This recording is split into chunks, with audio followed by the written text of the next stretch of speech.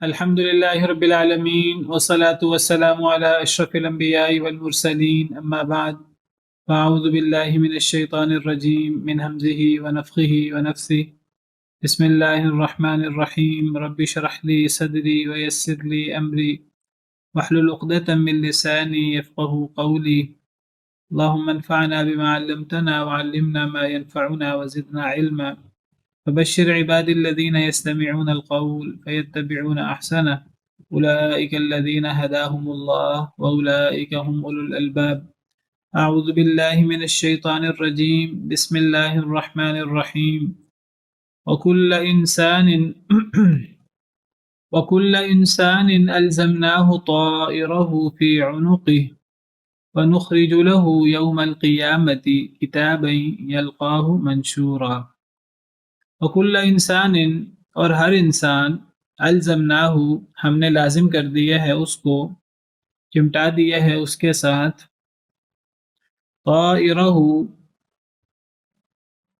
اس کے اعمال کو یا اس کی قسمت کو، فی عنقہ اس کی گردن میں، ونخرج له یوم القیامت اور ہم نکالیں گے اس کے لیے قیامت کے دن کتاباً ایک کتاب، یلقاہ منشورا وہ پائے گا اس کو کھلی ہوئی، پھیلی ہوئی۔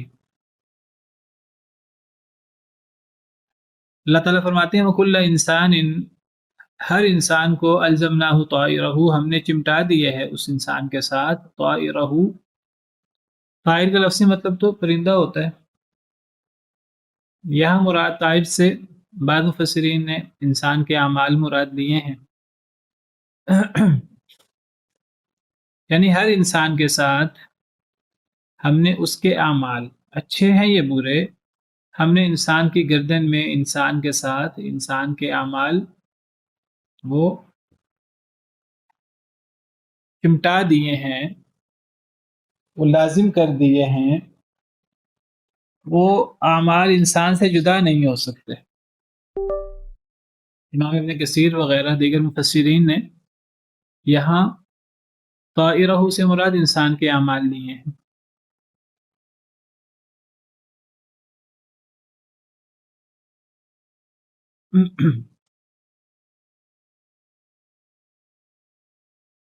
یعنی ہر انسان وہ اپنے اعمال کا مرہون منت ہے، اور جیسے اس کے اعمال ہیں اس کے اعمال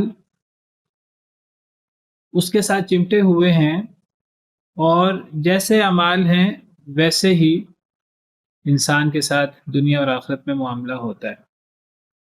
اگر اچھے اعمال کرے گا تو دنیا اور آخرت میں وہ کامیاب ہوگا، اگر وہ اچھے اعمال نہیں برے اعمال کرے گا تو پھر دنیا اور آخرت میں تباہ ہوگا، اللہ کی ناراضگی کا شکار ہوگا۔ تو ہر انسان کے ساتھ ہم نے اس کے اعمال کو اس کی گردن میں اس کے ساتھ لازم کر دیے، چمٹا دیے، اب انسان اسے جان نہیں چھڑا سکتا۔ تو اگر اس سے ہم مراد اعمال لیں تو پھر یہ آیت کریمہ ایسی ہی ہے جیسے اللہ تعالیٰ سورہ مدثر میں فرماتے ہیں کل امرئ بما کسبت رہین، کل نفس بما کسبت رہینہ۔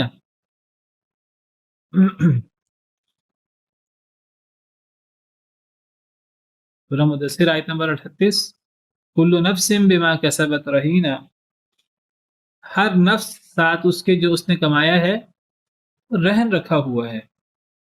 اور اسی طرح سورہ طور میں اللہ فرماتے ہیں کل امرئ بما کسب رہین، سورہ طور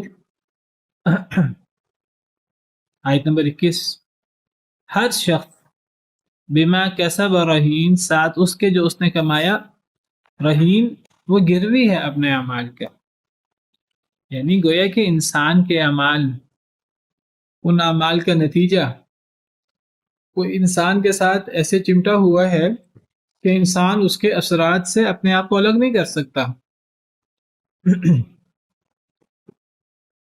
تو اصل چیز انسان کے اعمال ہے۔ دنیا میں بھی انسان کو اس کے اچھے اعمال کا فائدہ ہوتا ہے، جس طرح اللہ تعالیٰ قرآن کریم میں فرماتے ہیں وَلَوْ أَنَّ أَهْلَ الْقُرَىٰ آمَنُوا وَاتَّقَوْا لَفَتَحْنَا عَلَيْهِمْ بَرَكَاتٍ مِّنَ السَّمَاءِ وَالْأَرْضِ، اگر بستیوں والے ایمان لے آئے، تقوی اختیار کریں، تو ہم ان کے اوپر آسمان و زمین کے دروازے کھول دیں۔ تو اس سے پتہ لگتا ہے کہ اگر ایک انسان ایمان لائے، نیک عمل کرے، تقوی اختیار کرے، تو دنیا میں اللہ تعالیٰ انسان پر نعمتوں کے، رحمتوں کے دروازے آسمانوں سے بھی زمین سے بھی کھول دیتے ہیں، اور آخرت میں تو پھر نیک اعمال کا فائدہ ہوتا ہی ہے۔ اور آخرت میں تو آپ سمجھیے کہ آخرت کی کرنسی ہی نیک اعمال ہیں۔ تو کلوا واشربوا ہنیئا بما اسلفتم فی الایام الخالیہ، کھاؤ اور پیو ہنسی خوشی اس سبب سے جو تم عمل کر چکے ہو گزرے ہوئے زمانے میں، گزرے ہوئے وقت میں۔ قیامت کے دن اللہ تعالیٰ اہل جنت کو فرمائیں گے کہ اب جنت میں تمہارے لیے نعمتیں ہیں، اور یہ نعمتیں تمہارے لیے اس لیے ہیں جو تم دنیا میں عمل کر آئے ہو۔ وَنُودُوا أَن تِلْكُمُ الْجَنَّةُ أُورِثْتُمُوهَا بِمَا كُنتُمْ تَعْمَلُونَ، ندا لگائی جائے گی اہل جنت کو کہ اس جنت کو تمہیں وارث بنایا گیا ہے تمہارے اعمال کی وجہ سے۔ تو انسان اپنے اعمال کی گروی ہے، اعمال انسان کے ساتھ چمٹ جاتے ہیں دنیا میں بھی اور آخرت میں بھی۔ اگر برے اعمال ہیں تو تباہی ہے دنیا میں بھی اور آخرت میں بھی۔ دوسری تفسیر امام شوکانی وغیرہ، انہوں نے طائرہ سے مراد انسان کی قسمت مراد لی ہے۔ وکل انسان، وہ کہتے ہیں کہ مراد یہ ہوگی کہ ہر انسان کو الزمناہ طائرہ، ہم نے لازم کر دیا اس کو طائرہ، اس کی قسمت، فی عنقہ، اس کی گردن میں۔ یعنی ہر انسان اس کی قسمت ہے، اس کی ایک تقدیر ہے، اس کے بارے میں ایک اللہ نے ایک چیز لکھ دی ہے پہلے سے، تو اللہ کی ایک تقدیر ہے۔ تو جو انسان کی تقدیر ہے تو ویسا ہی ہوگا۔ اگر ایک انسان کے لیے یہ لکھ دیا گیا کہ وہ سعادت مند ہے، نیک ہے، جنتی ہے، تو وہ اچھے اعمال کرے گا، دنیا میں بھی اچھی جزا پائے گا، اور آخرت میں بھی اچھی جزا پائے گا، جنت۔ اور اگر ایک انسان کے لیے لکھ دیا گیا کہ یہ اہل شقاوت، بدبختی والوں میں سے ہے، تو وہ برے اعمال کرے گا، اور دنیا میں بھی اس کی بری سزا پائے گا، اور آخرت میں بھی وہ اللہ کے غضب کا شکار ہوگا۔ تو بعض علماء نے یہاں طائرہ سے مراد قسمت مراد لی ہے۔ اللہ نے اپنے علم سے لکھ بھی دیا ہے، اور اللہ صرف یہ تقدیر اللہ کا علم ہی نہیں ہے، بلکہ اللہ کا یہ فیصلہ بھی ہے، اللہ کا قضاء و قدر بھی ہے۔ ایک انسان جیسا اس کا رویہ ہوتا ہے، اللہ اس کے ساتھ پھر ویسا ہی معاملہ کرتے ہیں۔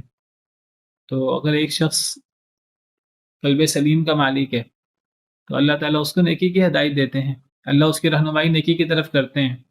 اگر وہ نیکی کو اختیار کرتا ہے، اللہ اسے مزید نیکی کی توفیق دیتے ہیں۔ اگر وہ برائی کو اختیار کرتا ہے، وہ اہل شقاوت میں سے ہے، بدبخت ہے، تو پھر اللہ تعالیٰ بھی اسے برائی کی طرف لگا دیتے ہیں۔ تو دو تفسیریں ہیں اس آیت کریمہ کی۔ طائرہ سے مراد یا تو اعمال، ایک انسان اپنے اعمال کے مرہون منت ہے، اور دوسری تفسیر یہ ہے کہ قسمت، کہ ہر انسان کی گردن میں اس کی قسمت، اس کی تقدیر وہ ہے، اور وہ تقدیر سے انسان جان نہیں چھڑا سکتا۔ اور یہاں یہ بات ہمیں سمجھ لینی چاہیے کہ تقدیر سے مراد یہ اللہ کا علم بھی ہے اور اللہ کا فیصلہ بھی ہے۔ تو اللہ تعالیٰ عدل کرنے والے ہیں، ظالم نہیں ہے۔ یہ نہیں ہوتا کہ ایک شخص نیکی کرنا چاہتا ہے اور اللہ نے اس کے بارے میں لکھ دیا کہ وہ اہل جہنم میں سے ہے، ایسا نہیں ہوتا۔ اللہ نے جو بھی لکھا ہے اپنے علم سے، اور جو بھی اللہ کا فیصلہ ہے انسان کے بارے میں، وہ عدل و انصاف پر مبنی ہے۔ ایک انسان قلب سلیم کا مالک ہے تو اللہ تعالیٰ اس کو نیکی کی توفیق دیتے ہیں اور وہ نیک کام کرتا ہے۔ اور ایک انسان اگر بدبخت لوگوں میں سے ہے تو پھر اللہ اس کو اسی طرف لگا دیتے ہیں جہاں وہ لگنا چاہتا ہے. تو یہ دو تفسیریں ہیں. وَنُخْرِجُ لَهُ يَوْمَ الْقِيَامَةِ اور ہم نکالیں گے اس کے لیے قیامت کے دن کتاباً ایک کتاب یلقاہ منشورا وہ پائے گا اسے منشورا کھلی ہوئی. نشر کا مطلب پھیلی ہوئی، پھیلانا، کھولنا. تو اللہ فرماتے ہیں کہ قیامت کے دن انسان کے سامنے ہمیں کتاب نکالیں گے، انسان کا اعمال نامہ. تو وہ اعمال نامہ انسان کے سامنے کھلا ہوگا.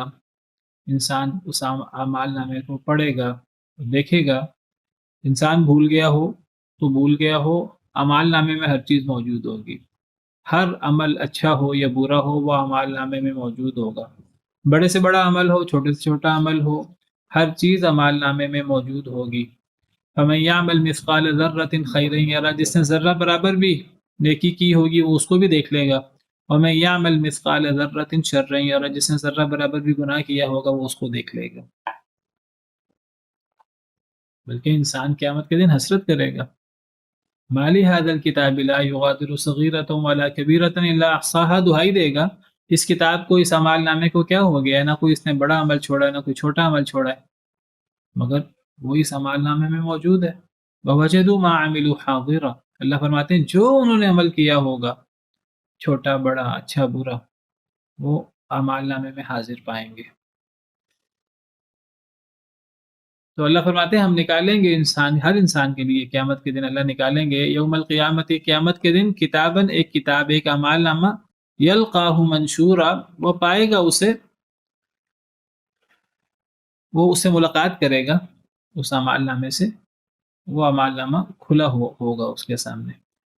اقرأ کتابک تو پڑھ اپنا اعمال نامہ، اپنی کتاب. یہ کہا جائے گا انسان کو، ہر انسان کو کہا جائے گا کہ اب تیرے سامنے تیرا اعمال نامہ موجود ہے، جو تو نے دنیا میں کیا ایک ایک چیز یہاں موجود ہے. کفا بنفسک اليوم علیک حسیبا کافی ہے تیرا نفس آج کے دن تجھ پر حساب لینے والا. اللہ فرمائیں گے تو اپنا اعمال نامہ خود ہی پڑھ. اب آج تو خود ہی اپنا حساب لگا، تو خود ہی اندازہ کر کہ تو کیسا ہے، تو اچھا ہے یا برا ہے، اور تیرے ساتھ اچھا معاملہ ہونا چاہیے، برا معاملہ ہونا چاہیے. کوئی لمبے چوڑے حساب کی ضرورت نہیں ہے. ہر انسان کو ایک ایک چیز خود سمجھ آ رہی ہوگی. ہر انسان اپنا جائزہ خود ہی لے رہا ہوگا. ہر انسان کو پوری طرح سمجھ آ رہی ہوگی کہ میں نے اچھا معاملہ کیا دنیا میں یا برا معاملہ کیا، میں کیسا شخص ہوں. اگر دنیا کے اندر گناہ کیے ہوں گے تو اپنے آپ کو ملامت کر رہا ہوگا اپنے اعمال، برے اعمال دیکھ دیکھ کر. اگر اچھے اعمال کیے ہوں گے تو خوش ہو رہا ہوگا. تو اللہ فرماتے ہیں کہ آج تیرا نفس وہی کافی ہے حساب لینے کے لیے، خوش ہونے کے لیے یا تجھے ملامت کرنے کے لیے. تجھے کسی دوسرے کی ملامت کی ضرورت نہیں ہے.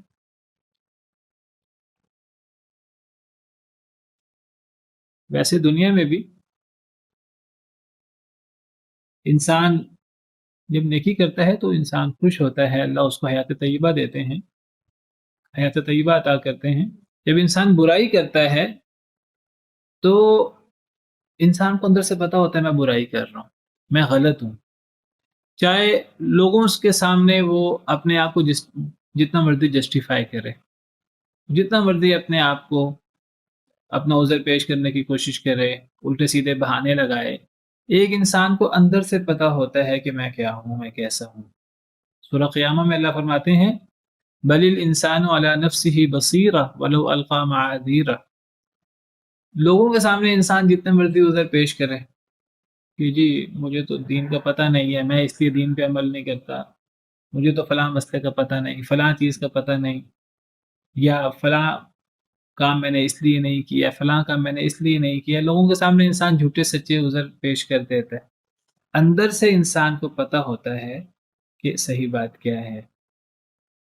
بل الانسان علی نفسہ بصیرہ انسان اپنے نفس کے بارے میں خوب دیکھنے والا ہوتا ہے. انسان کو بڑا پتہ ہوتا ہے اپنے نفس کے بارے میں. ولو القی معاذیرہ چاہے وہ لوگوں کے سامنے اپنے آپ کو جسٹیفائی کرتا پھرے. کئی لوگ ہیں اللہ معاف کرے ان کو پتہ ہے سود کھانا اللہ رسول سے جان گئے, سود کھا رہے, سودی کاروبار سے منسلک ہیں. لوگ ان سے بات کریں وہ بڑے عذر پیش کریں گے کہ جی اب کوئی اور جاب نہیں ملتی, کوئی اور روزی روٹی کا بندوبست نہیں ہے, کوئی اور صورت ممکن نہیں ہے, لوگوں کے سامنے عذر پیش کریں گے.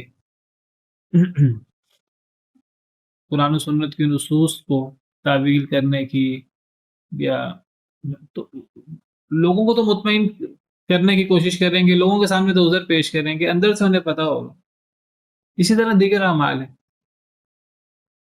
انسان کتاب و سنت کی خلاف ورزی کر رہا ہوتا ہے, لوگ پوچھتے ہیں, انسان لوگوں کے سامنے تو الٹے سیدھے عذر پیش کر دیتا ہے, لوگوں کو تو چپ کرا دیتا ہے, اندر سے انسان کو پتہ ہوتا ہے کہ میں صحیح نہیں کر رہا.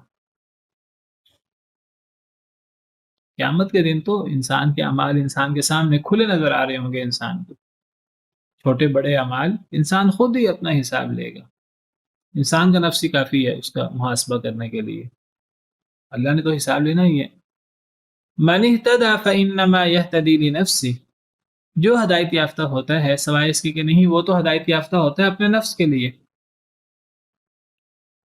کوئی بندہ ہدایت پر چل کے نیکی کر کے اللہ پر احسان نہیں کرتا, دین پر احسان نہیں کرتا, نبی پر احسان نہیں کرتا, دیگر مسلمانوں پر احسان نہیں کرتا, ایک انسان اپنے آپ پر احسان کرتا ہے. ہم نے اسی صورت کے شروع میں پڑھا, ان احسنتم احسنتم لانفسکم, اے یہودیو اگر تم نیکی کرو گے, اے بنی اسرائیل اگر نیکی کرو گے تو اپنے نفس کے لیے نیکی کرو گے, اپنے نفس پر احسان کرو گے. وَإِنْ أَسَأْتُمْ فَلَهَا, اگر برائی کرو گے تو اپنے نفس کے خلاف برائی کرو گے. تو جو بندہ ہدایت پر چلتا ہے تو اس کی ہدایت کا فائدہ اسے ہی ہوتا ہے, کسی کا کسی پر کوئی احسان نہیں. وَمَنْ ضَلَّ فَإِنَّمَا يَضِلُّ عَلَيْهَا, جو گمراہ ہوتا ہے تو اپنے نفس کے خلاف گمراہ ہوتا ہے. جو انسان حق پر نہیں چلتا, دین اسلام پر نہیں چلتا, گمراہی اختیار کرتا ہے تو اللہ کو نقصان نہیں پہنچاتا, دین اسلام کو نقصان نہیں پہنچاتا. دین اسلام تو اللہ کا دین ہے, اللہ نے اس دین کو پورا کرنا ہی کرنا ہے, روشن کرنا ہی کرنا ہے, تمام کرنا ہی کرنا ہے. چاہے کافر چاہے مشرک کتنا ناپسند کریں, کوئی اس کا ساتھ دے کوئی اس دین کا ساتھ نہ دے, اللہ نے تو اس دین کو غالب کرنا ہی کرنا ہے. واللہ متم نورہ ولو کرہ الکافرون ولو کرہ المشرکون. اب کوئی اس دین کو غالب کرنے میں شریک ہو جائے گا تو یہ اللہ کا اس پر احسان ہے کہ اللہ نے اسے یہ سعادت بخشی. اور اگر کوئی دین کے غلبے میں وہ حصہ نہیں ڈالتا, کوئی گمراہی اختیار کرتا ہے, تو یہ نہیں کہ اس کے کوئی دین کو نقصان ہوتا ہے, اللہ کو نقصان ہوتا ہے, اس کے نفس کو نقصان ہوتا ہے, وہ سراسر اپنا نقصان کر رہا ہوتا ہے. وَلَا تَزِرُ وَازِرَةٌ وِزْرَ أُخْرَىٰ, اور نہیں بوجھ اٹھائے گی کوئی بوجھ اٹھانے والی کسی دوسری کا بوجھ. قیامت کے دن کوئی بوجھ اٹھانے والی جان کسی دوسری جان کا بوجھ نہیں اٹھائے گی. ہر شخص اپنے اعمال کا, اپنے برے اعمال کا خود ہی بوجھ اٹھائے گا. کسی کے برے اعمال کا بدلہ کسی دوسرے کو نہیں ملے گا, ہر شخص کے برے اعمال اسی کے خلاف وبال ہوں گے. دنیا میں انسان کئی دفعہ اپنا جرم دوسرے پر ڈال دیتا ہے, آخرت میں ایسا نہیں ہو سکے گا. وَمَا كُنَّا مُعَذِّبِينَ حَتَّى نَبْعَثَ رَسُولًا, اور نہیں ہیں ہم عذاب دینے والے حتیٰ کہ ہم بھیجیں رسول کو. یہاں اللہ تعالیٰ نے ایک بڑا اصول بیان فرمایا. اللہ فرماتے ہیں کہ جب تک رسول نہیں آتے تب تک اللہ کی طرف سے حجت تمام نہیں ہوتی. جب رسول آ جاتے ہیں, رسول آ کر کیا کرتے ہیں, ان پر اللہ کی وحی اترتی ہے, وہ اللہ کا پیغام اللہ کی وحی اپنی امت کے سامنے پیش کرتے ہیں. تو جب تک رسول نہیں آتے, جب تک وحی نہیں آتی, جب تک اللہ کا حکم نہیں آتا, تب تک ہم عذاب نہیں دیتے, تب تک حجت پوری نہیں ہوتی. حجت پوری ہوتی ہے رسول آنے کے بعد, وحی آنے کے بعد. لِأَلَّا يَكُونَ لِلنَّاسِ عَلَى اللَّهِ حُجَّةٌ بَعْدَ الرُّسُلِ, اللہ فرماتے ہیں رسول آنے کے بعد پھر اللہ پر حجت باقی نہیں رہتی.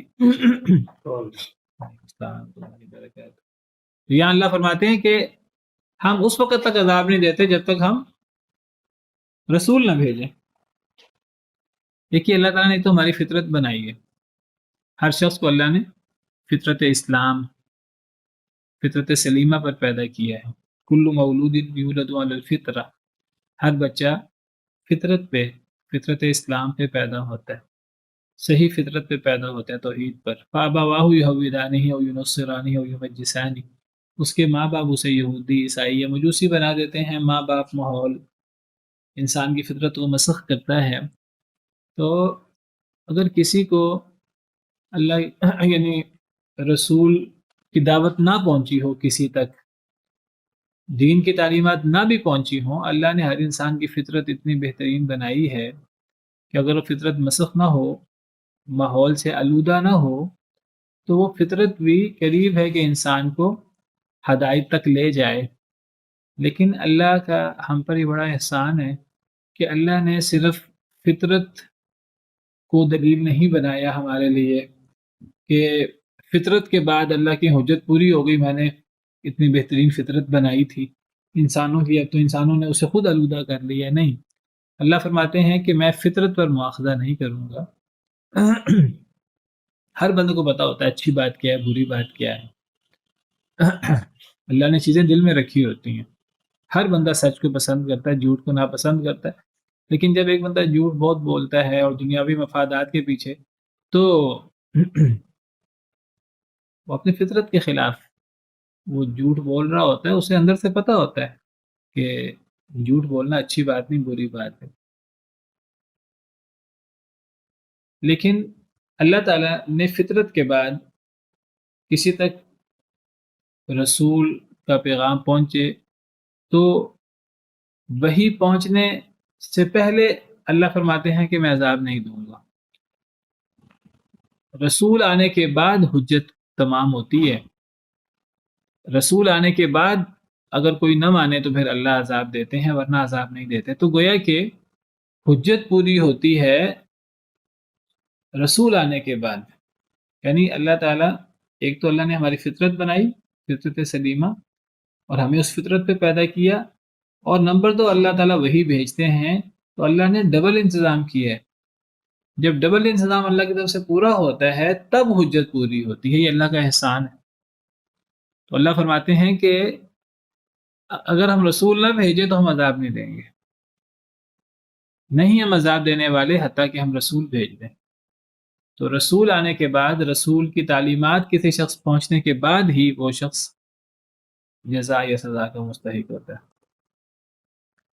وَإِذَا أَرَدْنَا أَن نُهْلِكَ قَرْيَةً أَمَرْنَا مُتْرَفِيهَا فَفَسَقُوا فِيهَا فَحَقَّ عَلَيْهَا الْقَوْلُ فَدَمَّرْنَاهَا تَدْمِيرًا۔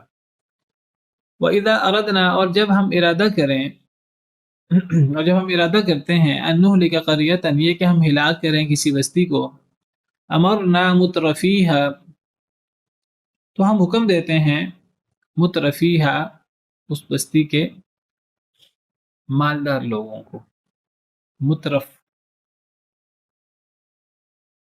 مترفون، مترفین، وہ لوگ جن پر اللہ کی بڑی نعمتیں ہوں، بڑا انعام ہو، بڑا مال و دولت ہو، اقتدار ہو، بڑے عیش و عشرت میں مبتلا ہوں، تو ایسے لوگوں کو مترف کہتے ہیں۔ تو اللہ تعالیٰ فرماتے ہیں وَإِذَا أَرَدْنَا أَن نُهْلِكَ قَرْيَةً، جب ہم ارادہ کرتے ہیں کہ ہم کسی بستی کو ہلاک کریں، أَمَرْنَا مُتْرَفِيهَا، تو ہم حکم دیتے ہیں مترفیہا، اس بستی کے ان لوگوں کو جو بڑی نعمتوں میں ہیں، مالدار لوگوں کو، سردار قسم کے لوگوں کو۔ فَفَسَقُوا فِيهَا، تو وہ فسق و فجور کرتے ہیں اس بستی میں۔ فَحَقَّ عَلَيْهَا الْقَوْلُ، تو پھر اس بستی پر حق ہو جاتی ہے بات۔ کون سی بات؟ عذاب کی۔ فَدَمَّرْنَاهَا تَدْمِيرًا، بس ہم تباہ و برباد کر دیتے ہیں اس بستی کو، تدمیرہ، تباہ و برباد کرنا۔ تو اللہ تعالیٰ فرماتے ہیں کہ جب کسی بستی کی ہلاکت کا وقت آ جاتا ہے، جب ہم نے کسی بستی کو ہلاک کرنا ہوتا ہے، جب ہم ارادہ کریں کسی بستی کو ہلاک کریں، تو ہم تو اس بستی کے مالدار لوگوں کو، سردار لوگوں کو ہم حکم دیتے ہیں۔ کس کا حکم دیتے ہیں؟ اللہ تو حکم دیتے ہیں شریعت میں کہ نیک کام کرو، اللہ پر ایمان لاؤ، اچھی باتوں کا اللہ حکم دیتے ہیں، لیکن اللہ نے اختیار دیا ہوتا ہے ساتھ، چاہیں تو مان لیں چاہیں تو نہ مانیں۔ اللہ تو انہیں حکم دیتے ہیں، یہاں موجود نہیں اللہ کیا حکم دیتے ہیں، تو ہم انہیں حکم دیتے ہیں مترفیہ ان کے مالدار لوگوں کو، یعنی ہم تو مالدار لوگ ہوں یا دیگر لوگ ہوں، ہم تو ان سب کو حکم دیتے ہیں کہ وہ اللہ کی بات مانیں، اللہ کے دین پر عمل کریں، لیکن وہ کیا کرتے ہیں فَفَسَقُوا فِيهَا، تو وہ اس بستی میں فسق و فجور شروع کر دیتے ہیں۔ کون شروع کرتے ہیں فسق و فجور؟ مالدار لوگ۔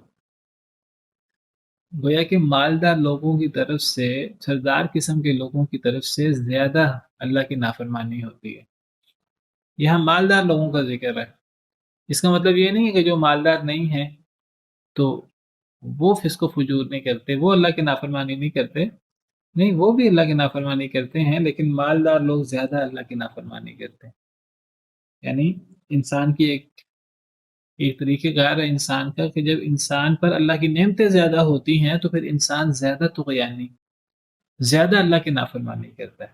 کَلَّا إِنَّ الْإِنسَانَ لَيَطْغَىٰ أَن رَّآهُ اسْتَغْنَىٰ، اللہ فرماتے ہیں کہ ہرگز نہیں، انسان اس وقت سرکشی کرتا ہے أَن رَّآهُ اسْتَغْنَىٰ، جب وہ اپنے آپ کو بڑا مالدار، بڑا غنی پاتا ہے، جب اللہ اس کو کسی کا محتاج نہیں بناتے، تب ایک انسان اپنے آپ کو، جب وہ دیکھتا ہے کہ میں مستغنی ہوں، مجھے کسی کی ضرورت نہیں ہے، میرے پاس بڑا مال ہے، بڑا اقتدار ہے، تو اس وقت پھر انسان سرکش، زیادہ سے زیادہ سرکش ہو جاتا ہے، متکبر ہو جاتا ہے۔ اللہ فرماتے ہیں کہ ہم تو حکم دیتے ہیں اس کے مالدار لوگوں کو کہ وہ نیکی کریں، لیکن وہ نیکی کرنے کی بجائے اللہ کے خلاف ورزی کرتے ہیں، اللہ کے حکم کی فسق و فجور کرتے ہیں اس بستی میں۔ تو جب فسق و فجور اس بستی میں ہوتا ہے تو پھر اس بستی پر بات سچی ثابت ہو جاتی ہے، بات حق ہو جاتی ہے۔ کون سی بات؟ اللہ نے جو لکھا ہوتا ہے تقدیر میں، اللہ کو تو پہلے سے پتہ ہے، اللہ نے لکھا ہوتا ہے، تو اللہ کی لکھی ہوئی بات جب وہ بستی کے مالدار لوگ فسق و فجور کرتے ہیں تو اللہ کی بات مجھے لکھی ہوئی سچ ثابت ہو جاتی ہے کہ یہ بستی جو ہے یہ فسق و فجور کرے گی، اللہ کی نافرمانی کرے گی۔ جب وقت آتا ہے تو پھر اللہ کی تقدیر والی بات حق ہو جاتی ہے، پھر اللہ اس بستی کو تباہ و برباد کر دیتے ہیں۔ فَدَمَّرْنَاهَا تَدْمِيرًا، بس ہم اس بستی کو تباہ و برباد کر دیتے ہیں۔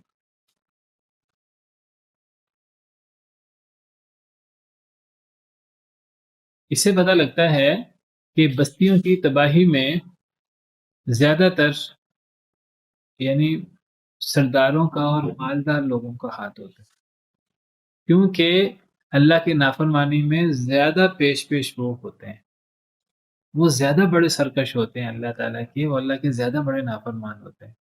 اللہ نے تو انہیں حکم دیا ہوتا ہے نیکی کرنے کا،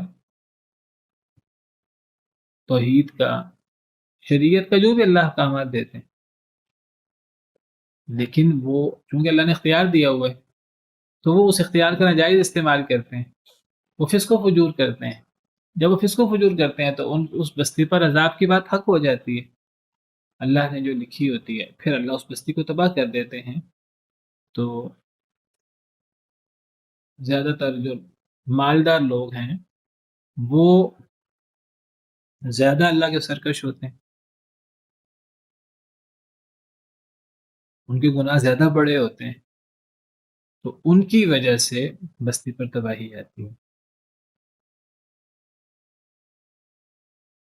آپ دیکھیں کہ قرآن کریم میں اللہ تعالیٰ نے نبیوں کا ذکر کیا ہے، رسولوں کا ذکر کیا ہے۔ جب اللہ تعالیٰ نبیوں کا، رسولوں کا ذکر کرتے ہیں تو جن لوگوں نے سب سے پہلے رسولوں کی مخالفت کی، نبیوں کی مخالفت کی، قرآن کریم کا مطالعہ کریں، نبیوں کے قصے پڑھیں تو پتہ لگتا ہے کہ سب سے پہلے نبیوں کی مخالفت میں پیش مالدار لوگ ہوتے ہیں، سردار قسم کے لوگ ہوتے ہیں۔ آپ قرآن کریم میں قصے پڑھیں انبیاء کے تو اللہ تعالیٰ نبی کا ذکر کرتے ہیں، نبیوں کی دعوت کا ذکر کرتے ہیں، نبیوں نے فلاں نبی فلاں قوم کے پاس اللہ نے بھیجے، اس نبی نے اپنی قوم کو توحید کی دعوت دی، فلاں دعوت دی، پھر آگے کیا آتا ہے؟ پھر سرداروں نے یہ اعتراض کیا، یہ اعتراض کیا، یہ اعتراض کیا۔ نبیوں کو انہوں نے اس طرح کر کے مقابلہ کیا، نبیوں کو انہوں نے اس طرح کر کے دھمکیاں دی، تو پھر سرداروں کا ذکر آتا ہے، قال الملأ قال الملأ قال الملأ، آپ کو جگہ جگہ نبیوں کے قصے میں ملے گا، قال الذين استكبروا، متکبر لوگوں نے کہا۔ نبیوں کی مخالفت میں پیش پیش سردار ہوتے ہیں۔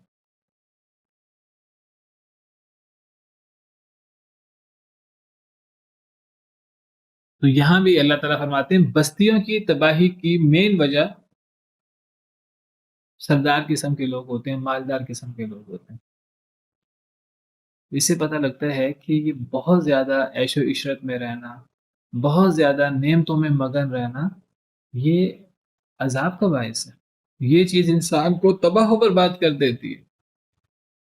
انسان یہ کہے کہ میرے پاس بہت مال و دولت ہو، بہت نعمتیں ہوں، اللہ نے ہمیں دنیا میں بہت نعمتوں کے لیے نہیں بھیجا، اللہ نے ہمیں دنیا میں بہت زیادہ آسائشوں کے لیے نہیں بھیجا، اللہ نے اس کے لیے آخرت رکھی ہے۔ دنیا میں اللہ نے ہمیں آزمائش کے لیے بھیجا ہے، دنیا میں اللہ نے ہمیں ایک مقصد کے لیے بھیجا ہے، دنیا ایک عارضی سفر ہے، تو اس کو ایک عارضی سفر کی طرح گزارنا چاہیے۔ اس کا مطلب یہ نہیں ہے کہ انسان اللہ کی نعمتیں استعمال نہ کرے، اللہ نے انسان کو نعمتیں دی ہیں، اس لیے دی ہیں کہ انسان اللہ کی نعمتیں استعمال کرے، لیکن انسان اللہ کی نعمتیں حساب کے ساتھ استعمال کرے۔ انسان اللہ کی نعمتیں اسراف کے بغیر استعمال کرے۔ وَكُلُوا وَاشْرَبُوا وَلَا تُسْرِفُوا، کھاؤ اور پیو لیکن اسراف نہ کرو۔ ان اللہ لا يحب المسرفین، اللہ تعالیٰ اسراف کرنے والوں کو پسند نہیں کرتا۔ اللہ تو فرماتے ہیں جو فضول خرچی کرنے والے، یہ روپے پیسے کو روڑنے والے، تباہ و برباد کرنے والے لوگ تو شیطان کے بھائی ہیں۔ ان المبذرین کانوا اخوان الشیاطین وکان الشیطان لربہ کفورا۔ اللہ فرماتے ہیں دیکھو انسان کتنا متکبر ہے، انسان بڑے فخر سے کہتا ہے اہلکت مالا لبدا، یقول اہلکت مالا لبدا، انسان کہتا ہے میں نے تو بڑا مال تباہ کر دیا، میں نے تو بڑا مال ضائع کر دیا، میں نے تو فلاں شادی پہ میں نے تو اتنے لاکھ اور اتنے کروڑ لگا دیے، میں نے فلاں لباس پہ اتنی رقم لگا دی، میں نے فلاں چیز پہ اتنی رقم لگا دی۔ انسان بڑے فخر سے یہ بات کہتا ہے، تو اللہ تعالیٰ آگے تبصرہ کرتے ہیں ایحسب ان لم یرہ احد، کیا انسان یہ گمان نہیں کرتا کہ اسے کوئی دیکھ رہا ہے؟ کیا اللہ نہیں دیکھ رہا اسے؟ اللہ نے دنیا میں اس کام کے لیے بھیجا ہے۔ انسان اللہ کی نعمتیں استعمال کر سکتا ہے، جائز طریقے سے انسان نے کمایا ہے، انسان کھائے پیے، اللہ کی نعمتیں استعمال کرے، اسراف نہ کرے، اللہ کی نافرمانی نہ کرے، کسی کا حق نہ مارے۔ اگر اللہ نے مال دیا ہے، اللہ نے نعمتیں کی ہیں، تو انسان اللہ کے احکامات کے مطابق زندگی گزارے، یہاں بھی خرچ کرے، یہاں بھی خرچ کرے، تو ایسا شخص تو قابل رشک ہے۔ لیکن جو شخص وہ اتنا نعمتوں میں مگن ہے، کوئی حلال حرام کی پرواہ نہیں ہے، اور پھر وہ اسراف کرتا ہے، تبذیر کرتا ہے، اور وہ تباہ و برباد کرتا ہے مال کو، تو اکثر عذاب ان لوگوں کی وجہ سے آتے ہیں۔ بلکہ قیامت کے دن جب جہنمی جہنم میں جائیں گے تو اللہ تعالیٰ اہل جہنم سے کہیں گے کہ تمہارے جہنم میں جانے کی ایک بڑی وجہ تمہارا دنیا کے اندر بہت زیادہ عیش و عشرت کرنا تھا۔ جہنم میں جانے کی ایک بڑی وجہ دنیا عیش و عشرت میں گزارنا ہے، انسان کسی روک ٹوک کا پاس نہ کرے۔ اللہ تعالیٰ فرماتے ہیں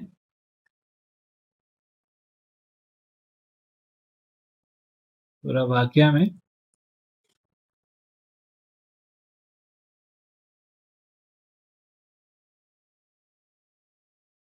اہل جہنم کا ذکر کرتے ہوئے، بائیں ہاتھ والوں کا ذکر کرتے ہوئے اللہ فرماتے ہیں وَأَصْحَابُ الشِّمَالِ مَا أَصْحَابُ الشِّمَالِ، بائیں ہاتھ والے کیا ہیں بائیں ہاتھ والے؟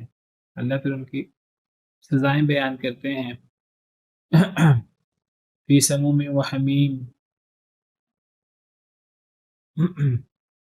وہ گرم پانی میں ہوں گے، اور وہ لو میں ہوں گے، گرم ہوا میں، وظل من یحموم، اور سایہ گرم ہوا کا۔ باہر مختلف قسم کے عذاب ہیں اہل جہنم کے، گرم پانی اور گرم ہوا اور لو، اور لا بارد ولا کریم، نہ کوئی ٹھنڈک ہوگی، نہ کوئی اس میں انسان کو سکون ملے گا۔ جہنم اور اہل جہنم کی بات ہو رہی ہے، اصحاب الشمال کی بات ہو رہی ہے، بائیں ہاتھ والوں کی۔ اللہ فرماتے ہیں انہم کانوا قبل ذلک مترفین، جہنم میں جانے کی وجہ کیا ان کے لیے ہوئی، یہ اس سے پہلے بڑی نعمتوں میں رہا کرتے تھے۔ یہ ایک وجہ ہے، پہلی وجہ ان کے جہنم میں جانے کی۔ پیچھے تو سزائیں ذکر کی ہیں، اب یہاں وجہ بیان کی ہے کہ یہ دنیا عیش و عشرت میں گزارتے تھے، دنیا اللہ نے عیش و عشرت میں گزارنے کے لیے تو اللہ نے ہمیں دنیا میں نہیں بھیجا۔ دنیا تو اللہ نے فضول گپیوں کے لیے نہیں بھیجا، اللہ نے تو دنیا میں کسی مقصد کے لیے بھیجا ہے۔ انسان اللہ کی نعمتیں استعمال کر سکتا ہے حساب کے ساتھ، اللہ کے بتائے ہوئے طریقے کے ساتھ، لگے بندے طریقے کے ساتھ۔ وَأَمَّا بِنِعْمَةِ رَبِّكَ فَحَدِّثْ، اپنے رب کی نعمت کو بیان کیجیے۔ مَا يَفْعَلُ اللَّهُ بِعَذَابِكُمْ إِن شَكَرْتُمْ وَآمَنْتُمْ، اللہ تمہیں عذاب دے کر کیا کرے گا اگر تم شکر کرتے رہے اور ایمان لائے۔ اگر ایک انسان ایمان لاتا ہے، شکر کرتا ہے اللہ کی نعمتوں پر، اللہ کی نعمتوں کا حق ادا کرتا ہے، تو پھر اللہ عذاب نہیں دیتے۔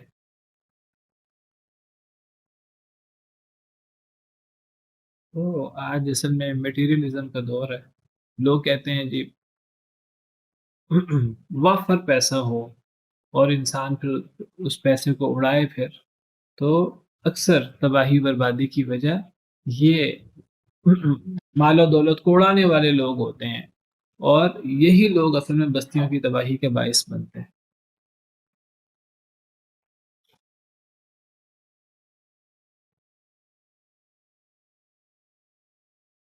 تو ایک تفسیر اس آیت کریمہ کی یہ ہے، جب ہم کسی بستی کو ہلاک کرنے کا ارادہ کرتے ہیں تو ہم حکم دیتے ہیں مترفیہا، اس بستی کے مالدار لوگوں کو۔ یہاں ذکر نہیں کس بات کا حکم دیتے ہیں، ہاں آگے ذکر ہے کہ وہ پھر فسق و فجور، اللہ کی نافرمانی کرتے ہیں۔ تو اللہ کس چیز کا حکم دیتے ہیں؟ بعض مفسرین کہتے ہیں کہ اللہ حکم دیتے ہیں انہیں کہ وہ نیکی کریں۔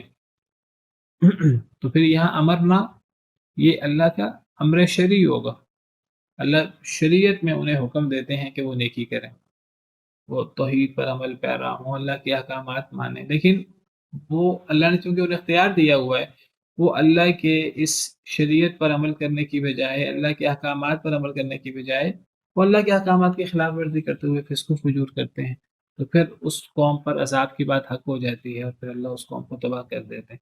بعض مفسرین کہتے ہیں امرنا مترفیہا، ہم حکم دیتے ہیں اس بستی کے مالدار لوگوں کو، یعنی ہم اس بستی کے مالدار لوگوں کو حکم دیتے ہیں برائی کا، تو وہ برائی کرتے ہیں۔ بعض مفسرین نے یہاں امرنا کا مفعول یہ نکالا ہے کہ ہم انہیں برائی کا حکم دیتے ہیں اور پھر وہ برائی کرتے ہیں۔ تب پھر ہم امرنا سے کیا مراد لیں گے؟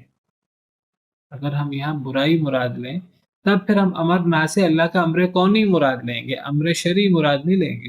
آپ کو پتہ اللہ کا ایک ارادہ کونیہ ہوتا ہے، ایک ارادہ شرعیہ ہوتا ہے۔ یعنی دونوں دونوں تفسیریں ملتی جلتی ہیں، دونوں تفسیروں میں زیادہ فرق نہیں ہے، دونوں تفسیریں ملتی جلتی ہیں، نتیجہ ایک ہی ہے۔ ایک تفسیر یہ ہے کہ جب ہم کسی بستی کو ہلاک کرنے کا ارادہ کرتے ہیں، ہم اس بستی کو، ہم نے تو نیکی کرنے کا حکم دیا ہوتا ہے، لیکن وہ جو اللہ کا یعنی شریعت میں اللہ نے حکم دیا ہم نیکی کریں، لیکن اللہ نے چونکہ اختیار دیا ہوا ہے تو وہ اس اختیار کے تحت وہ اللہ کی بات ماننے کی بجائے اللہ کی خلاف ورزی کرتے ہیں اور فسق و فجور کرتے ہیں۔ تو امرنا کا مطلب ہوگا ہم اس بستی کو نیکی کرنے کا حکم دیتے ہیں۔ تو یہاں امرنا سے مراد اللہ کے ارادہ شرعی ہے اور اللہ کا امر شرعی مراد ہوگا، لیکن لوگوں نے بات نہیں مانی، خاص طور پہ جو مالدار لوگ تھے، جو سردار لوگ تھے، انہوں نے فسق و فجور کیا تو اللہ نے اس بستی کو تباہ کر دیا۔ دوسری تفسیر یہ ہے کہ ہم اس بستی کے مالدار لوگوں کو حکم دیتے ہیں گناہ کرنے کا، غلط کام کرنے کا، تو وہ فسق و فجور کرتے ہیں۔ تو اس صورت میں امرنا یہ اللہ کا ارادہ کونیہ ہوگا، یہ اللہ کا امر کونی ہوگا۔ پہلی تفسیر ہے ہم انہیں نیکی کا حکم دیتے ہیں لیکن وہ فسق و فجور کرتے ہیں، اللہ نیکی کا حکم دیتے ہیں اور فسق و فجور کیسے کرتے ہیں؟ اللہ کے دیے ہوئے اختیار کے تحت. تو دوسری تفسیر یہ ہے کہ ہم انہیں حکم بھی برائی کا دیتے ہیں تو وہ برائی کرتے ہیں. تو یہاں حکم سے مراد اللہ کا امر کونی ہوگا. امر کونی سے مراد وہ جو اللہ نے اختیار دیا ہے. اصل میں دیکھیے، اگر اللہ کسی کو نیکی کا حکم دے اور اللہ نے اسے اختیار دیا ہے، تم چاہے تو اللہ کا حکم مانو چاہے اللہ کا حکم نہ مانو، اور وہ اللہ کا حکم نہ مانے تو گویا کہ اس نے جو اللہ کی نافرمانی کی ہے وہ اللہ کے حکم سے ہی کی ہے. یہ اللہ کا ارادہ کونیہ ہے، کیونکہ اگر اللہ نے اسے اختیار نہ دیا ہوتا تو وہ اللہ کی نافرمانی نہ کر سکتا. تو پھر امر سے مراد یہاں یہ ہوگا. تو صرف یہ دونوں تفسیروں میں الفاظ کا فرق ہے، ورنہ نتیجہ دونوں تفسیروں کا ایک ہی ہے. اگر پہلی تفسیر لیں تو اللہ کا شرعی حکم مراد ہوگا، لیکن انہوں نے اللہ کے دیے ہوئے اختیار کا غلط استعمال کیا. وہ اختیار بھی تو اللہ کا دیا ہوا، فسق و فجور انہوں نے کیا. اور دوسری تفسیر کے مطابق اللہ نے انہیں حکم ہی، اللہ نے انہیں ان کے دل میں برائی کا خیال ڈال دیا. یہ اللہ کا ارادہ کونیہ ہوا، اللہ کا ارادہ شرعیہ نہ ہوا، اللہ کا ارادہ کونیہ ہوا. یعنی انہوں نے اللہ کے دیے ہوئے اختیار کا غلط استعمال کر کے وہ برائی کرتے تھے، اللہ نے بھی انہیں برائی پر لگا دیا تو انہوں نے فسق و فجور کیا تو ان پر عذاب کی بات حق ہو گئی. تو دو تفسیریں ہیں اس آیت کریمہ کی، نتیجہ ایک ہی ہے دونوں تفسیروں کا. وَكَمْ أَهْلَكْنَا مِنَ الْقُرُونِ مِنْ بَعْدِ نُوحٍ، اور کتنی ہم نے ہلاک کی بستیوں میں سے من بعد نوح، نوح علیہ السلام کے بعد. اللہ فرماتے ہیں کہ جس بستی نے بھی اللہ کی نافرمانی کی ہے تو اللہ نے اس بستی کو چھوڑا نہیں ہے. پھر اللہ نے اس بستی کو ہلاک کیا ہے، اسے سزا دی ہے دنیا میں. حضرت نوح علیہ السلام کی قوم کے بعد، حضرت نوح علیہ السلام کے بعد اس قوم کو بھی اللہ نے تباہ و برباد کیا، ان کے نافرمان لوگوں کو. تو ان کے بعد آنے والی سینکڑوں ہزاروں قوموں کو اللہ نے ہلاک کیا ہے ان کے گناہوں کی وجہ سے. تو جب اللہ نے اتنی بستیوں کو اللہ نے ہلاک کیا ہے تو پھر قریش اگر اللہ کی نافرمانی کریں گے تو اللہ انہیں عذاب کیوں نہیں بھیج، ان پر عذاب کیوں نہیں بھیج سکتے؟ اگر بعد والے اللہ کی نافرمانی کریں، آج کے لوگ اللہ کی نافرمانی کریں تو اللہ ان پر عذاب کیوں نہیں بھیج سکتے؟ اللہ انہیں بھی ہلاک کر سکتے ہیں. تو یہ ایک دھمکی ہے ہمیں پچھلی قوموں کے حالات بیان کر کے ان سے عبرت حاصل کرنے کا گویا کہ حکم دیا جا رہا ہے. کتنی ہم نے ہلاک کی بستیاں نوح علیہ السلام کے بعد. وَكَفَى بِرَبِّكَ بِذُنُوبِ عِبَادِهِ خَبِيرًا بَصِيرًا، اور کافی ہے آپ کا رب اپنے بندوں کے گناہوں کے ساتھ خبردار اور دیکھنے والا. اللہ اپنے بندوں کے اعمال کے ساتھ خبردار بھی ہے، اللہ دیکھ بھی رہا ہے. اللہ کو بخوبی پتہ ہے اپنے بندوں کے گناہوں کا، اپنے بندوں کے اعمال کا. تو مراد یہ ہے کہ گناہ کر کے دیدہ دلیری کا اظہار نہ کرو، بلکہ اپنے آپ کو گناہوں سے بچاؤ. ورنہ اللہ نے تو کتنی بستیاں ہلاک کی ہیں حضرت نوح علیہ السلام کے بعد. اللہ تو ہر بندے کے گناہ سے، برے عمل سے، نیک عمل سے واقف ہے. تو اللہ اپنے بندوں کے گناہوں کو خوب دیکھنے والا، خوب خبردار ہے. اللہ سے کوئی گناہ نہیں چھپ سکتا. تو انسان کو گناہ سے بچنا چاہیے. اگر کبھی گناہ ہو جائے بشری تقاضے کے تحت تو انسان کو پھر توبہ استغفار کر لینا چاہیے، اللہ سے معافی مانگ لینی چاہیے. نہیں کوئی مانے اللہ سے معافی مانگے گا اپنا ہی نقصان کرے گا. اللہ کی طرف سے پھر تباہی آئے گی، ہلاکت آئے گی، تو وہ تباہی انسان کی ہوگی.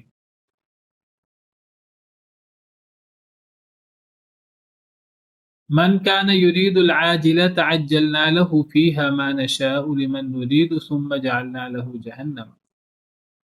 جو ہے ارادہ کرتا العاجلت، عاجلت کا، جلدی آنے والی کا، یعنی دنیا عاجلت ہے اور اس کے بالمقابل آخرت ہے. عاجلہ جلدی آنے والی، فوری فائدہ، دنیا کا فائدہ، اور اس کے بالمقابل آخرت ہے، آخرت کا فائدہ، بعد میں آنے والا فائدہ، جس کی سزا یا جزا بعد میں ملنی ہے دوسری زندگی میں، اس کو آخرت کہتے ہیں. تو العاجلہ دنیا کا فائدہ. جو ہے چاہتا دنیا کا فائدہ، جلدی فائدہ.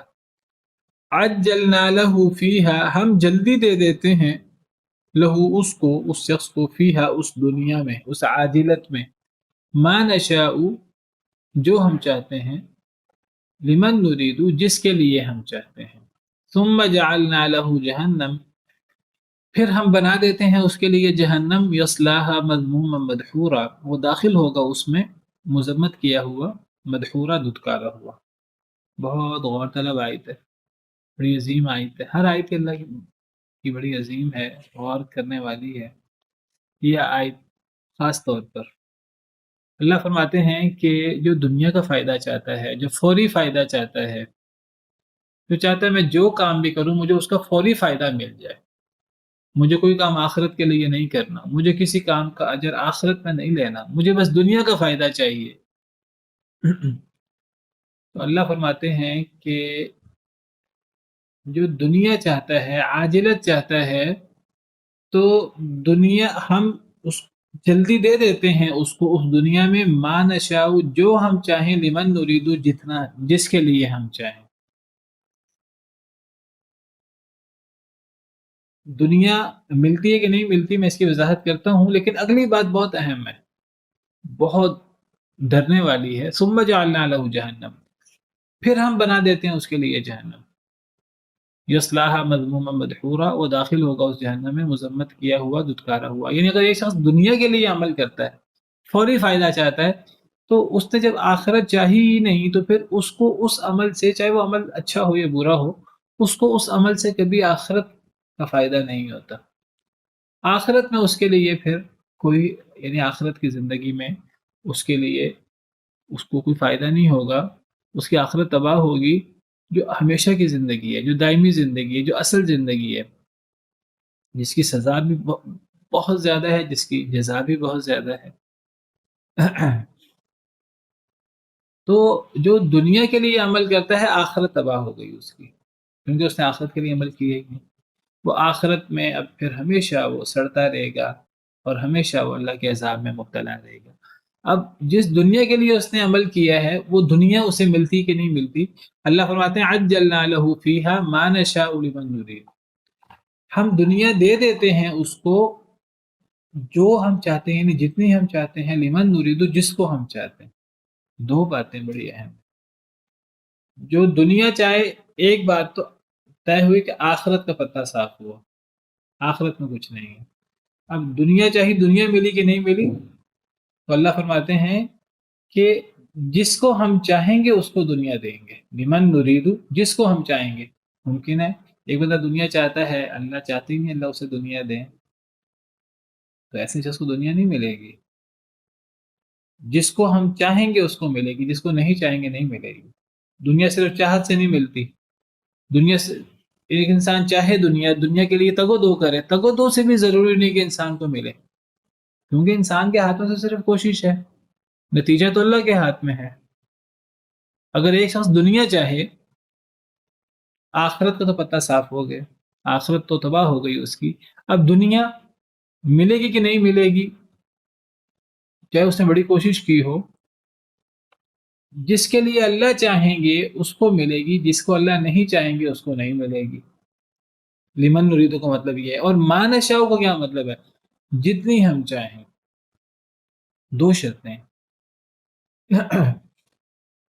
دیکھیے میں مثال سے آپ کو بات کرتا ہوں۔ ایک بندہ کہتا ہے کہ مجھے 10 کروڑ روپے چاہیے، وہ 10 کروڑ روپے کے لیے وہ دعا بھی کرتا ہے، وہ اس کے لیے محنت بھی کرتا ہے، اس کے لیے کوشش بھی کرتا ہے، اس کو 10 کروڑ چاہیے، اس کو آخرت نہیں چاہیے، اس کو یہ نہیں چاہیے کہ جائز ہے کہ ناجائز ہے، بس اس کو طوعا و کرہا اس کو جائز سے ناجائز طریقے سے اس کو 10 کروڑ روپے چاہیے، اس کے سامنے آخرت کی کوئی پرواہ نہیں ہے، اس کو بس دنیا کا مال چاہیے۔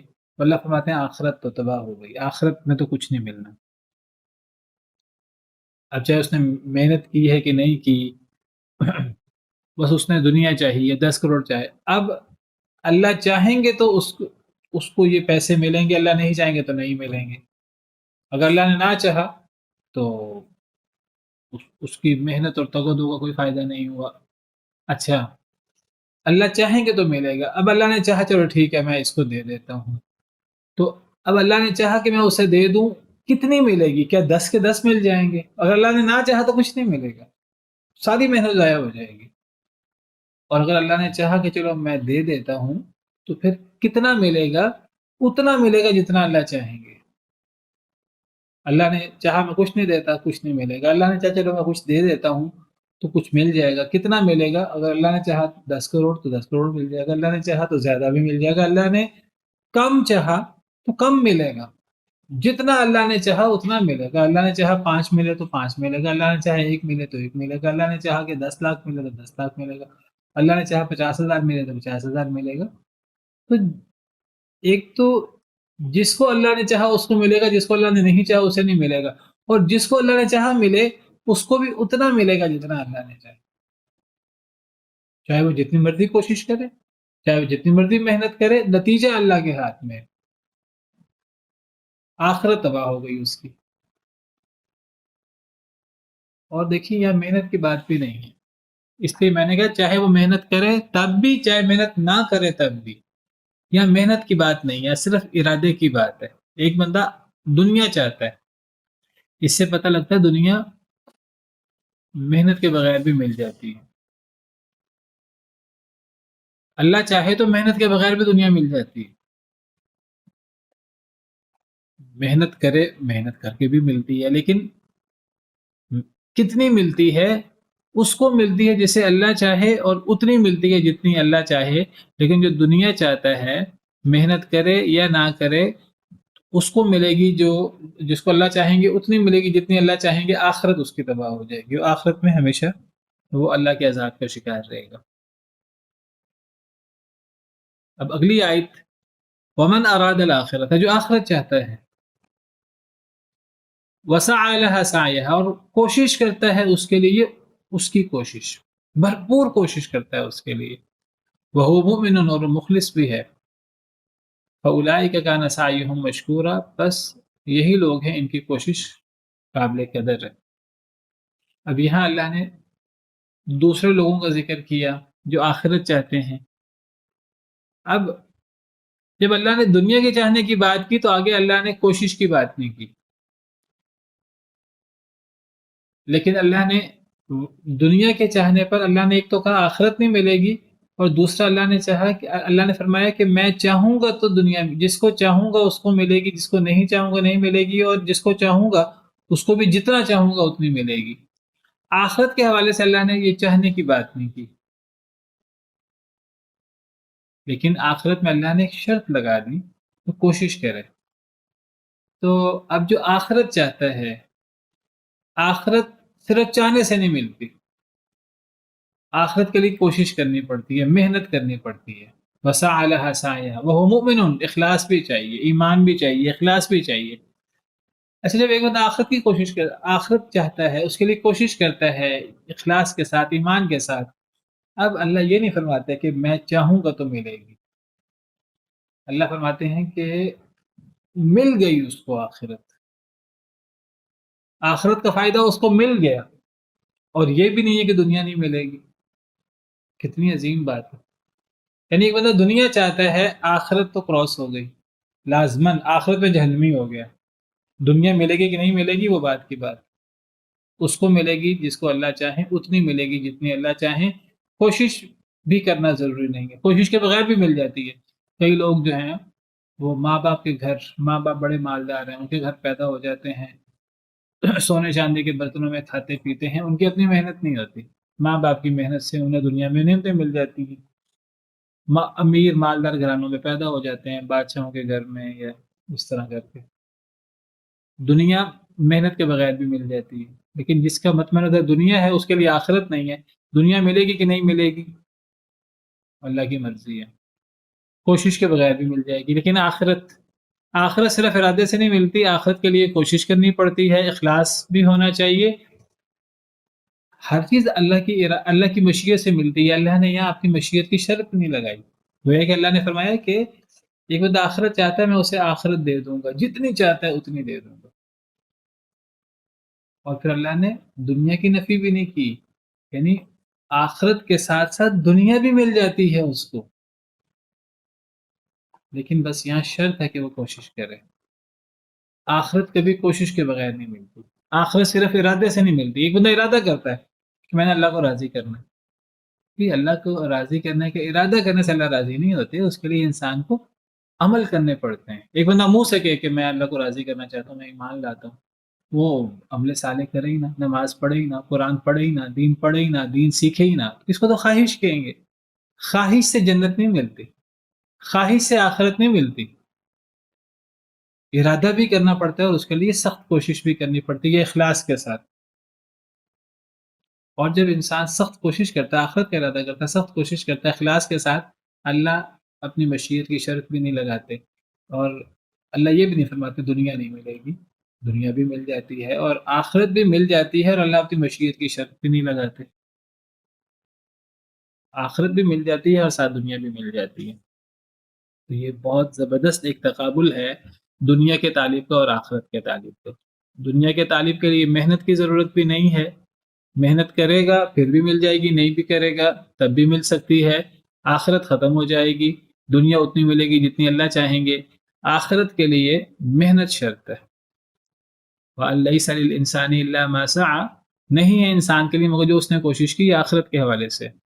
تو آخرت کے لیے محنت شرط ہے، کوشش شرط ہے، اور اخلاص بھی شرط ہے، اور پھر آخرت مل کے رہتی ہے اور دنیا کی بھی نفی نہیں ہوتی. سبحان ربک رب العزت عما یصفون وسلام علی المرسلین والحمد للہ رب العالمین.